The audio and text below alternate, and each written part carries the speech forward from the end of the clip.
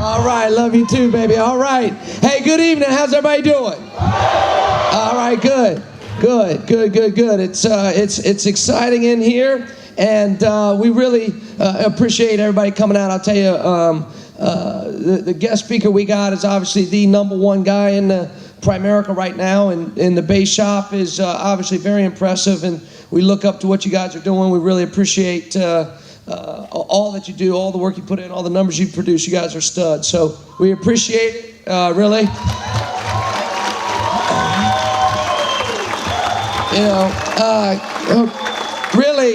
I think the biggest respect or homage you can pay is to compete, against each other, and you guys are right there. So we really appreciate that, and obviously, what I did think was kind of cute was how all three people from Tampa stood up and yelled in unison. That was kind of cute.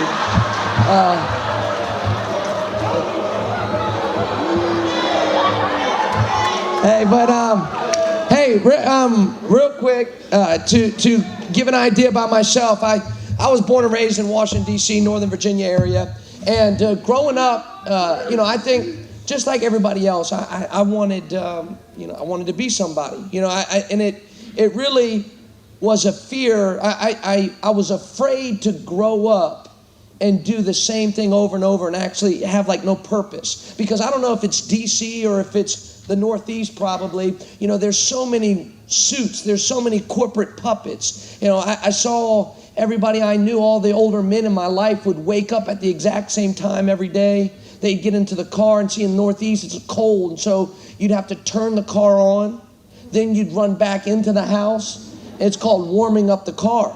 And I went down to South Florida, and I was like, hey, they warm up the car. And they're like, warm up the car? What's that mean? And I'm like, yeah, you would turn the car on, then you'd come back in and have a cup of coffee and wait for the car to warm up, And scraping the ice off. I don't know what it was, but it literally scared me to death when I was, 14, 16, 18, to think that I was going to go through life and it would be like Groundhog's Day, where I would get into the same car, drive around the same beltway. The traffic in D.C. is terrible, so you spend an hour and a half in traffic every day, there and back, a total of 2.5, 3 hours of your life every day sitting in traffic. You go into the same office to sit behind the same computer and do the same stuff, and then come home in the same traffic patterns, to get home just at the exact same time, to have the same dinner, to watch the same show, take a shower, and do it all over again. In D.C. we called it the 40-40-40 or 50-50-50. You work 50 hours a week for 50 years of your life for $50,000 a year. And I was scared to death of it. And obviously my first love was basketball. Ever since I touched basketball, I loved it. And so that's what I did. I ate, slept, drank basketball. Literally ever since I was on creatine when I was 13, what I ate was revolved around basketball. I was a real skinny kid, and they always had me, eating peanut butter sandwiches throughout the day. I'd literally eat cereal with my left hand, open doors with my left hand, brush teeth with my left hand so that I could be coordinated in both hands. And literally what I did was for basketball. And so not in an obsessive, crazy way, but that gave me direction. It gave me passion. It gave me competition. It gave me motivation to get better. And then I lost that. And the truth is, like Yogi Berra said, is if you don't know where you're going, you might end up somewhere else. See, the people that get into trouble, the kids that get into trouble in high school are the ones that have no direction. They have no goal. They have no purpose. So why not go get in trouble? There's nothing else to do. There's nowhere else I'm going, right? But if you have a goal, if you're going somewhere, then you're not going to get caught up in the riffraff. And that's why, having these goals is so important. A lot of times people come in, they've never set a goal in their life, and then, goals are corny. No, goal is a direction. That's what it is. It's a destination. Where are you planning on ending up? And if you think a destination's corny, think about getting in a plane that has no destination. That's not corny, that's pretty important. And so the point was, for the next 3 to 4 years of my life, I had no direction. So I got into trouble. I hang out with the wrong kids, drank too much, slept too much, partied too much, and did stupid stuff. And again, just was totally afraid of going up and being just like everybody else. So, throughout life, I was always taught, you go to school, you get good grades, you get a good job. And so I went to Virginia Tech. I graduated from Virginia Tech. And then it was time to find a good job. And based on what I saw, there was no such thing as a good job. See, I guess at the risk of sounding corny, if I was going to live one life on this planet, I really wanted more. I wanted more money, time, freedom, options. I wanted to give more back to my family, more back to the community, more back to the church. I wanted to give more back to, I wanted this world to be better off after I was here than before I was here. I wanted to be somebody. And the harsh reality was, now I know it's harsh, but the reality was this: nobody that I knew that had a job had what I wanted. Nobody. Not almost nobody, nobody. And that's not about being mean, it's just the facts. Nobody that had a job had what I wanted. Why was that so important? Because I wasn't the smartest, I wasn't the sharpest tool in the shed. It had to be simple for me. Simple was this: find someone that has what you want and do what they did. Because they say insanity is doing the same thing over and over and expecting a different result, right? Well, so too is insanity, going down the exact same path as everybody else and expecting to end up in a different destination. That's insanity too. If you go down the same road at the same speed at the same time, you're going to end up at the same place everybody else did that went down that road. So to think, because this is what I saw. All my friends and family, we found someone that had what we wanted. We read about them in People magazine, and then we went and did what our parents did. We went and did what our friends did. My buddy, Fonz, who's from Uganda, he has a great story. He says, a bunch of Ugandans live in D.C., and most of them are taxi drivers. And you know how they became taxi drivers? Is because when one of them moved from Uganda to the United States, he was going to be doing something, I forgot what, he was working in a restaurant. But somebody else from Uganda said, oh, no, you can make more money driving a cab. So he ends up driving a cab. The next person from Uganda comes over, meets that guy, and says, you should drive a cab. And then onward and onward. So 80% of the people that came from Uganda drove a cab. If you ask them, why are you driving a cab? It's because my friend did it. It's absolutely insane to think that they can end up driving a cab but somehow end up in a different destination. They're not going to end up doing the same thing and end up in a different place. But that's what all of my friends thought, that they were going to go to school, get good grades, start at the corporate ladder, and work their way up and be something that's never happened. So again, there was no such thing as a good job. There was nothing that had what I wanted. So there I was, 23 years old, and the only types of people that had what I wanted was the rock stars and entertainers and movie stars, right? The Jay-Z's, Puffy's, Tom Hanks, Tom Cruise. The athletes had it: Tiger Woods, Michael Jordan, Magic Johnson, Kobe Bryant. And that's why growing up, when we were all 9, 11, and 13, we all wanted to be rock stars, entertainers, movie stars, and athletes. It wasn't just for the money. It wasn't just, but it was for all of that. To have a life where people, recognized you and knew you and were excited. And we wanted to be that. We wanted to be famous. We wanted to be somebody. We wanted to. And then we hit 20, 25, 30. We realized that's not going to happen. And we all give up on our goals and dreams and settle for a life of average and ordinary. I saw all of my friends give up on their real goal and dream and go into a cubicle or an office to perform a job they didn't love for money that was just enough to get by.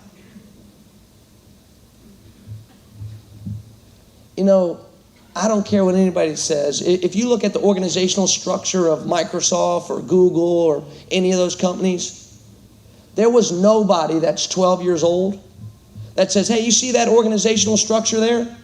You see Bill Gates, the CEO up top? You see that guy, the leader, the guy that everybody knows, everybody talks about, the guy that makes all the money? You see the guy up top there? Yeah, I want to be the 7th one down to the 3rd one to the right, the one on the 13th floor in the cubicle from the 2nd to the left.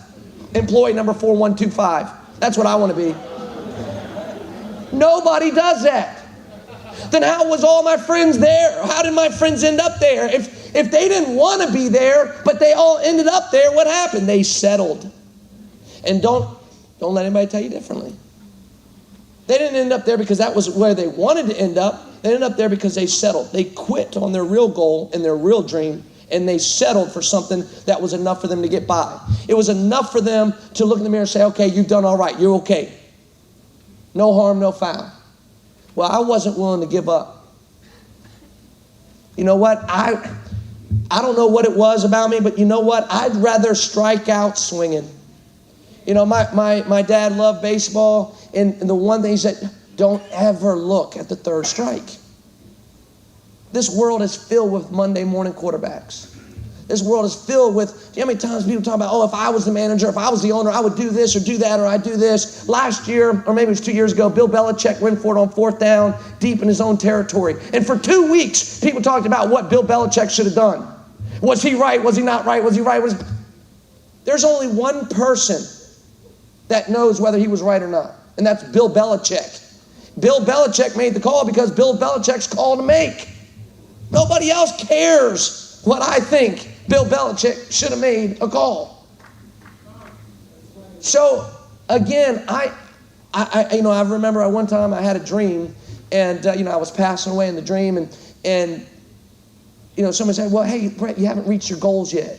You haven't reached your goals, you haven't reached your dreams, you haven't got there yet, you didn't retire your parents yet, And even if that was the case, even if my lights turned out before I got there, the thing that I always think is at least I fought.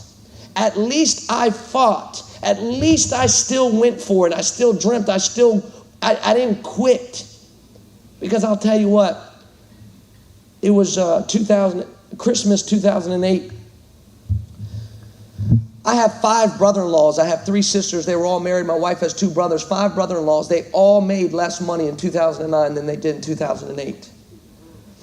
And one of my brothers, one of my sister's husbands came in. He got a $20,000 pay cut, and his Christmas bonus was eliminated.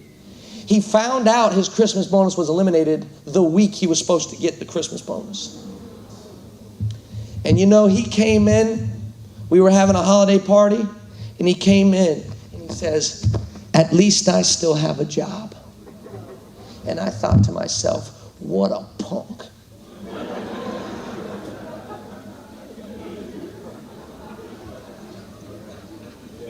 Some grown man just took my sister's well-being away.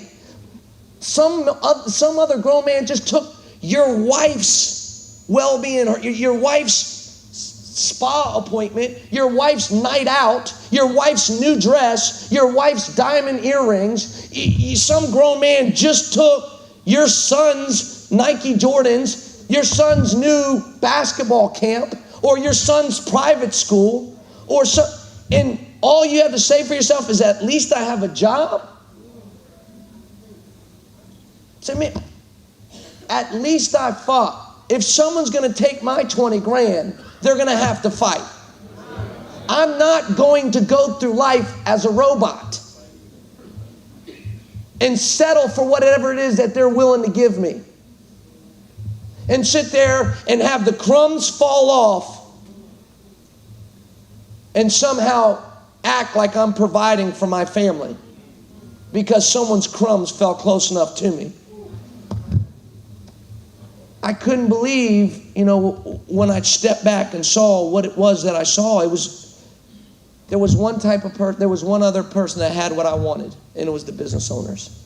The Bill Gates had it, the Donald Trumps had it, but the good thing was millions and millions of small business owners had it across the world. People that I never knew, people that walk down the mall the same way, but they have what we want: the time, the money, and the influence, the freedom. The things that we crave, they have by being small business owners. And those are the only 3 types of people that I saw that had what I wanted: rock stars, entertainers, movie stars, athletes, and business owners. For 17 years of my life, I tried very hard to be an athlete. wasn't good enough, didn't work hard enough, whatever it was, didn't make it. For about 3 months, I wanted to be a rock star. I finally sang in front of somebody and realized that wasn't going to happen. I would have been a rock star. I would have been an athlete. I would have loved to. But I didn't, I couldn't, I wasn't. So then the reality was there was one option left. Start my own business or settle and quit like everybody else.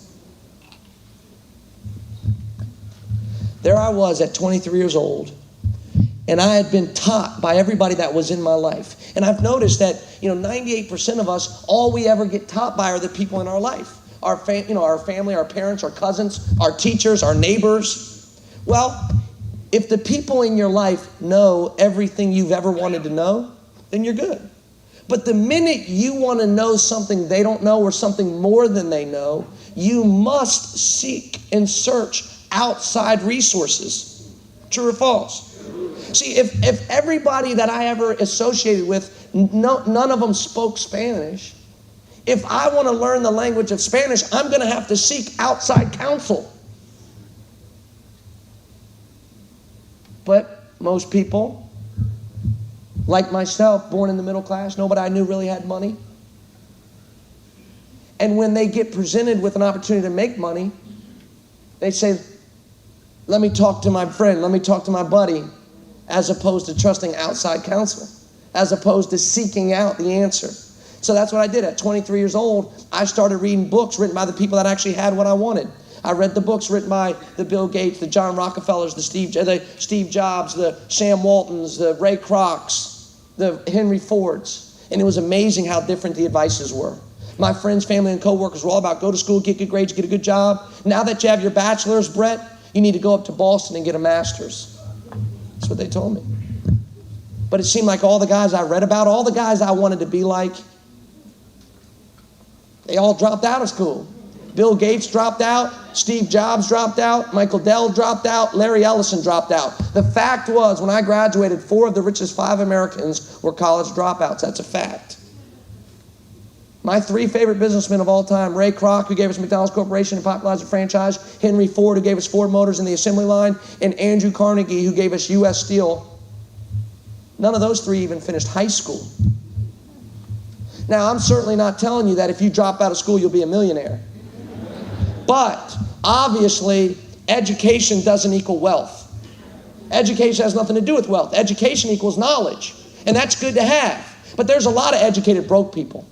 What the wealthy people have in common, every year the Forbes magazine comes out with the richest 400 Americans, and every year they have one thing and one thing only in common, and that's they all work for themselves. You look at Forbes' 400 richest Americans, and the only thing they have in common, it's not their race or religion or gender or what part of the country they're from or what industry they're in. The only thing they have in common is that they all work for themselves. So there I found it. I found the answer.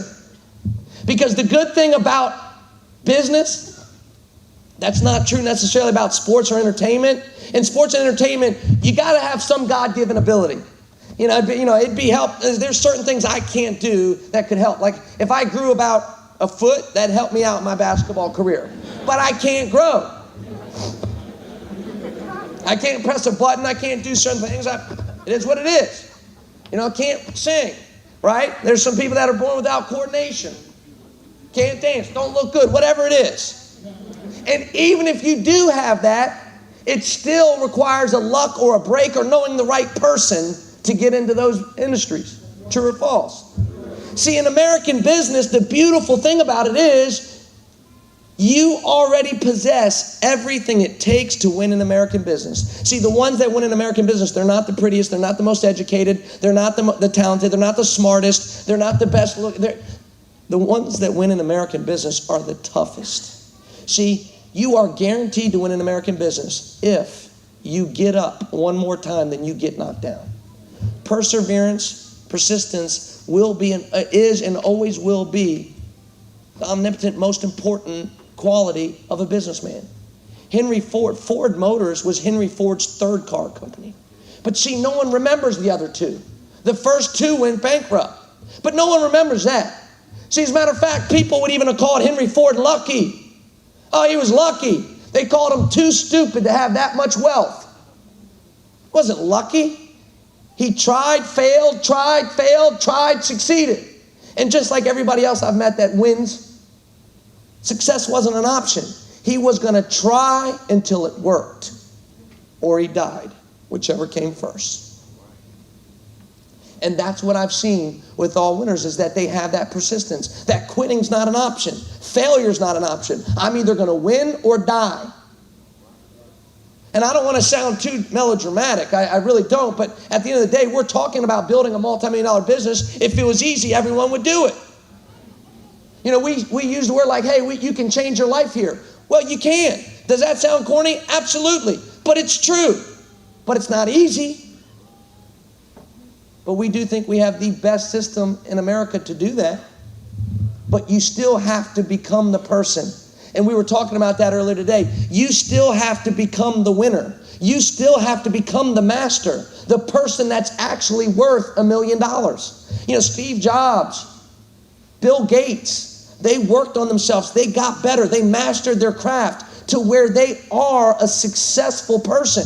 If you hear and read Steve Jobs' story, my gosh, Steve Jobs, even if you take Apple away, which they did, he went and had success in the animation film business and got Apple back. And he's had success at other ventures as well. Because see, in order to be successful, you have to become the person, the successful person.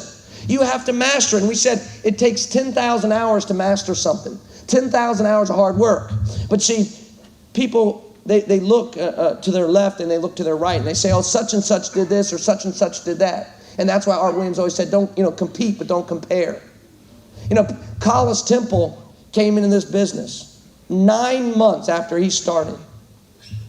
He was making 20 grand a month. 9 months after he started, he was a regional vice president with a $50,000 base shop, and his exchange was $1 million leg.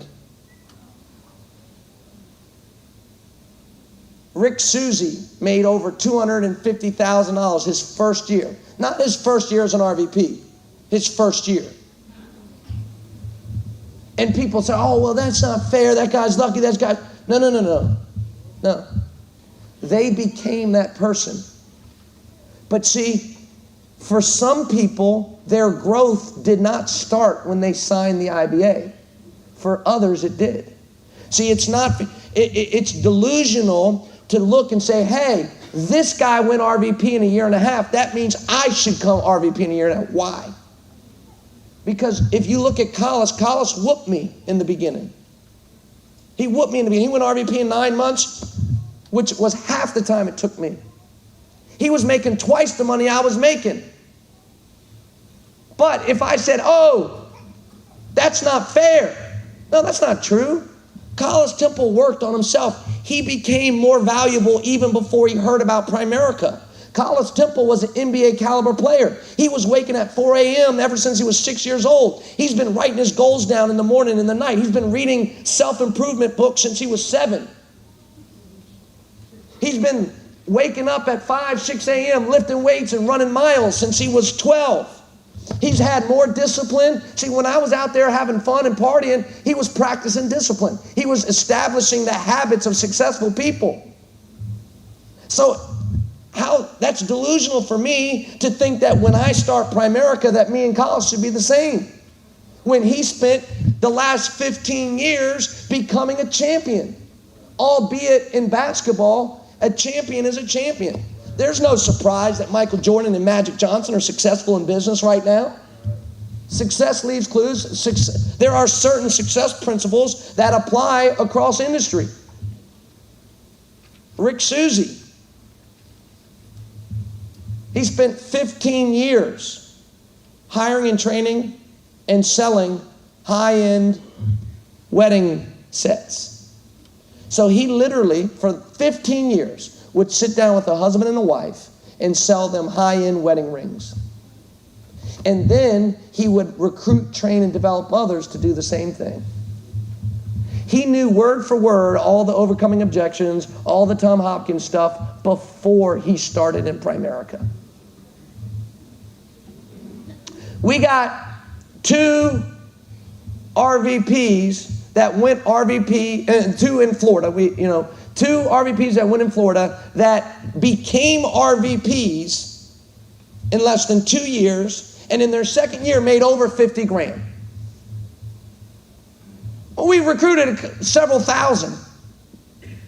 And do you think it's a coincidence that the two that did that faster, the Dodgersons and Will and Pauline St. Jean, do you think it's a surprise that they both had businesses previously?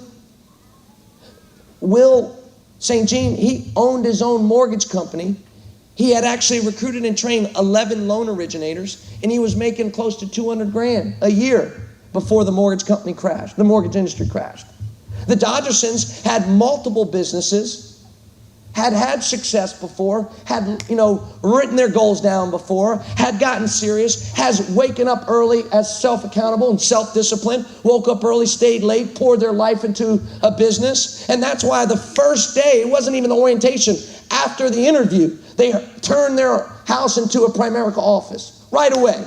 And right away, they started adopting the habits, not of a part-timer, not as a full-time employee, but as a business owner. So if you look at someone like that, and then you look at someone that's never really been serious about anything before, well, that person that's never been serious about anything is going to take a little bit longer. But the good news is, even though there are no shortcuts, you can collapse time frames.